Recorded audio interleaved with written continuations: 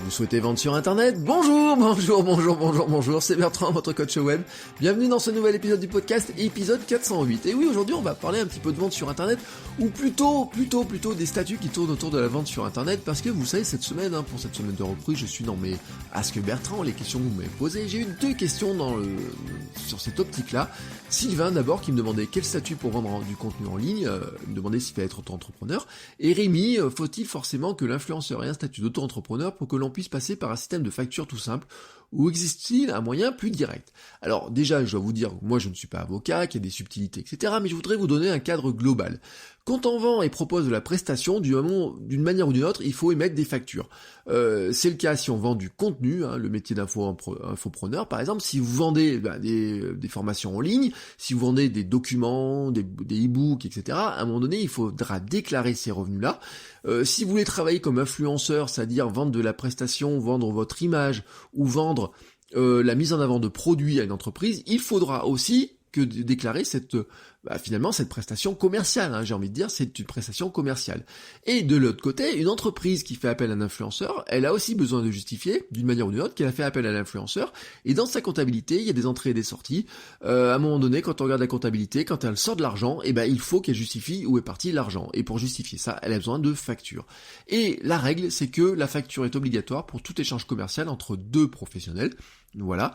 Et quand vous vendez une prestation de service, vendez un produit, quoi que ce soit, quelque part, vous rentrez comme un professionnel.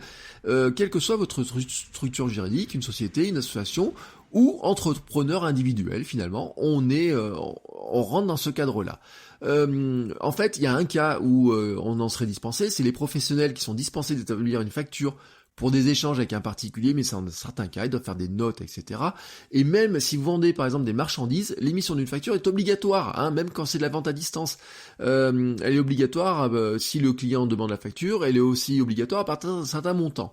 Donc on va dire que le cadre global, vraiment le cadre global, c'est que pour facturer, vous devez obligatoirement être immatriculé en tant qu'auto-entrepreneur ou micro-entrepreneur ou au régime des travailleurs indépendants. Il n'existe aucune limite, aucune exonération ou régime vous permettant de facturer sans être immatriculé. Voilà, ça c'est dit.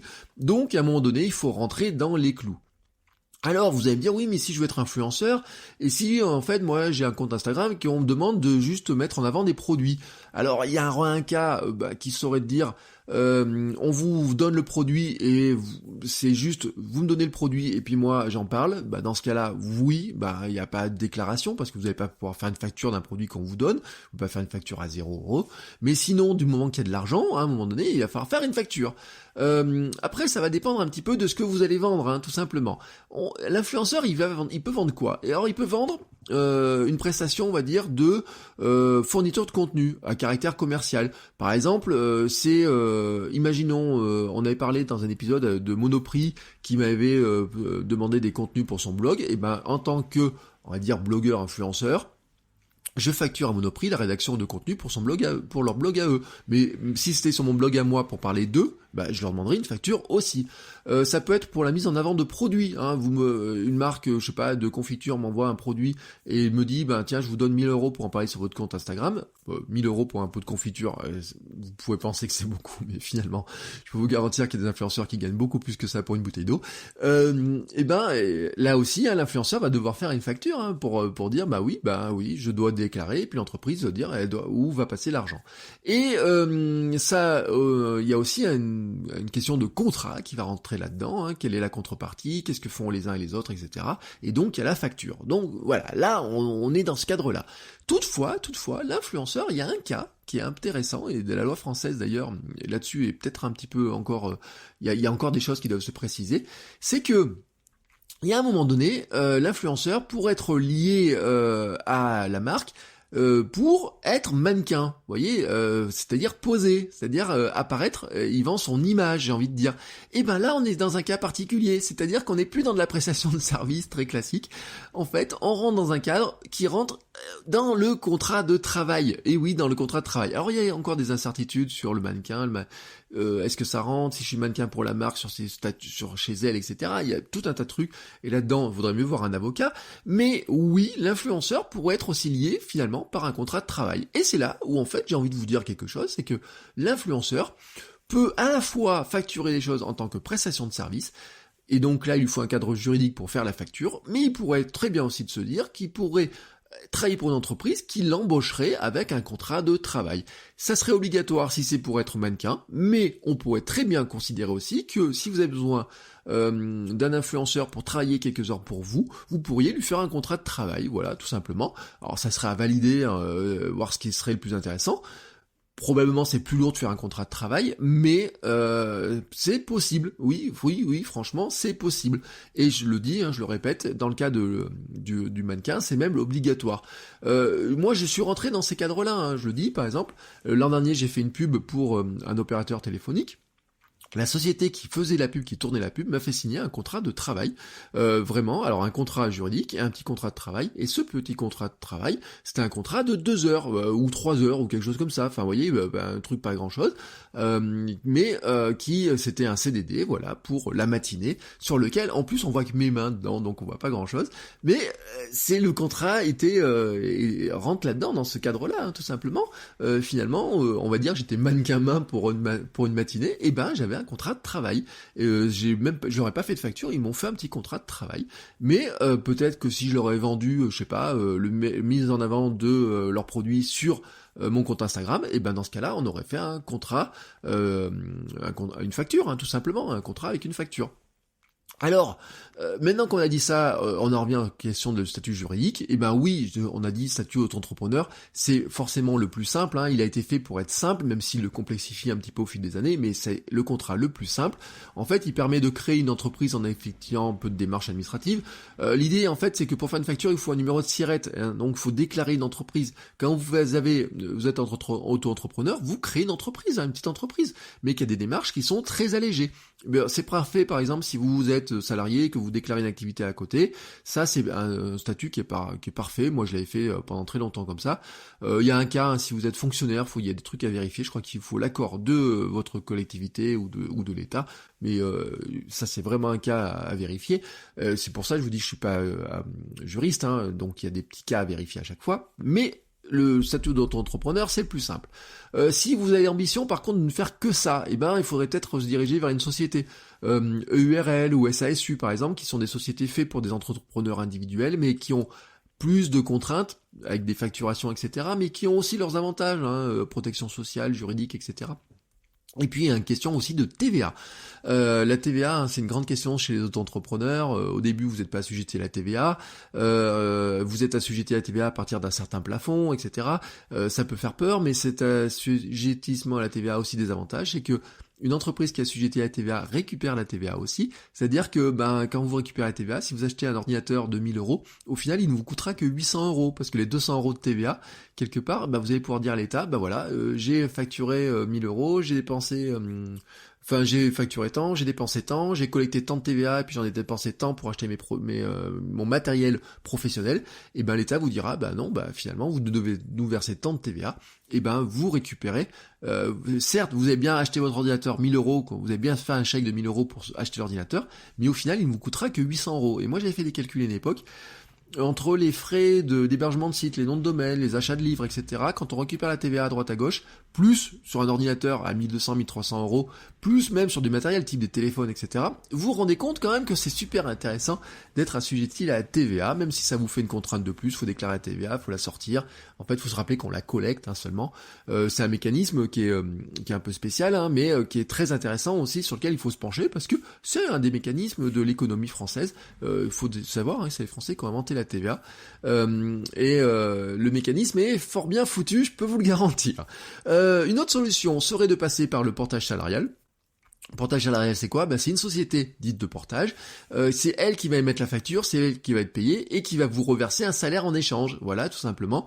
Vous êtes salarié pour quelques heures de la société et c'est elle qui fait la facture, c'est elle qui récupère l'argent. Et au passage, bien sûr, qu'est-ce qu'elle va faire ? Elle va payer les cotisations sociales, elle va payer toutes les cotisations salariales, patronales, etc. Elle va payer, va s'occuper de la TVA et elle va aussi prendre sa commission, son petit pourcentage, pour avoir fait cette prestation-là. Moi, j'ai un statut statut qui est celui d'entrepreneur salarié. Alors, en apparence, ça ressemble à celui du portage salarial, sauf que moi, je suis membre d'une coopérative d'activité et d'emploi, une CAE, et qu'en fait, la CAE, c'est quoi? C'est une coopérative, vraiment une coopérative, c'est un statut SCOP. Ça veut dire que je suis, en fait, tout simplement actionnaire de ma coopérative d'activité et d'emploi. On est un certain nombre de salariés, on est tous actionnaires à partir d'un certain niveau, ce qui veut dire aussi qu'on a un certain droit de regard, on prend des décisions, on vote sur des choses, etc., sur tout un tas de choses. Alors, suivant, je suis dans plusieurs coopératives, tout simplement, elles ont chacune leurs caractéristiques, il y en a une qui est assujettie à la TVA, pas les autres, il y a tout un tas de trucs qui sont trop compliqués pour être abordés en quelques minutes comme ça. Vraiment, si vous avez des questions, vous pouvez me les poser en direct, je vous dirai comment ça fonctionne exactement, mais c'est le principe vraiment, c'est ça, c'est que la facturation est faite par ma coopérative d'activité et d'emploi, qui encaisse l'argent, qui s'occupe de toutes les démarches, la TVA, les cotisations, etc., et qui me reverse mon salaire. J'ai un statut de salarié, avec la protection d'un salarié, avec aussi quand vous allez voir un banquier pour emprunter pour une maison, et ben vous êtes salarié, donc elle se pose pas la question de savoir quel est votre statut ou quoi que ce soit, vous rentrez dans le cadre du salariat, voilà, tout simplement, et c'est un CDI. Le volume du salaire est fait en fonction de ce que vous facturez, tout simplement, mais c'est comme pour le portage salarial, sauf que dans la CAE, on est plutôt sur une durée longue, on n'est pas sur de la mission, etc.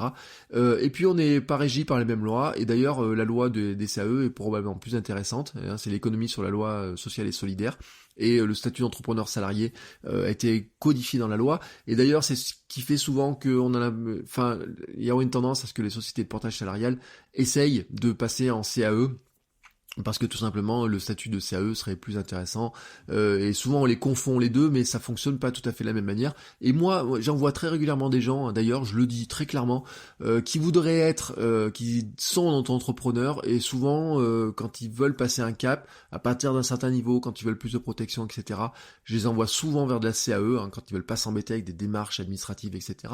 Mais c'est pas l'avis de tout le monde, par exemple si on en parlait avec ma sœur, qui est expert comptable, etc., qui est plus que ça, qui dirait que de toute façon il serait plus intéressant d'être en URL, etc., pour des questions de coût.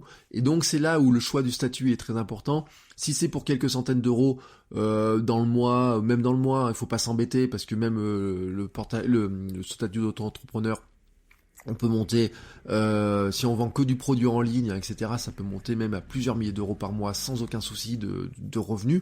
Mais il y a certaines considérations techniques à prendre. Et c'est là où je pense que vaut le coup aussi. Ça peut être des avocats, mais ça peut être aussi des comptables, etc., qui vous donneront les subtilités. Pourquoi est-ce qu'il vaut mieux choisir un statut qu'un autre?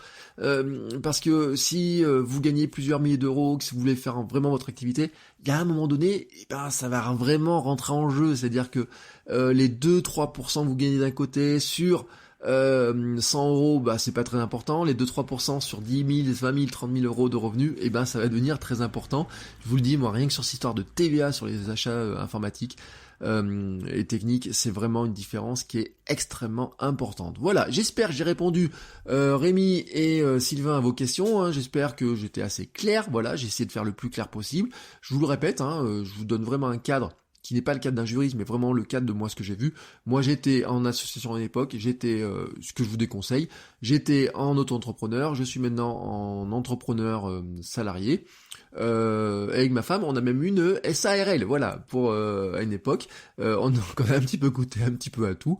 Je vous ai donné mon cadre global. N'hésitez pas, si vous avez des questions, vous pouvez m'envoyer un petit message. Et si vous avez des questions générales sur la création de contenu, le marketing, le copywriting, le storytelling ou ne sais quoi, n'hésitez pas, vous continuez à poser vos questions sur votrecoachweb.com/répondeur.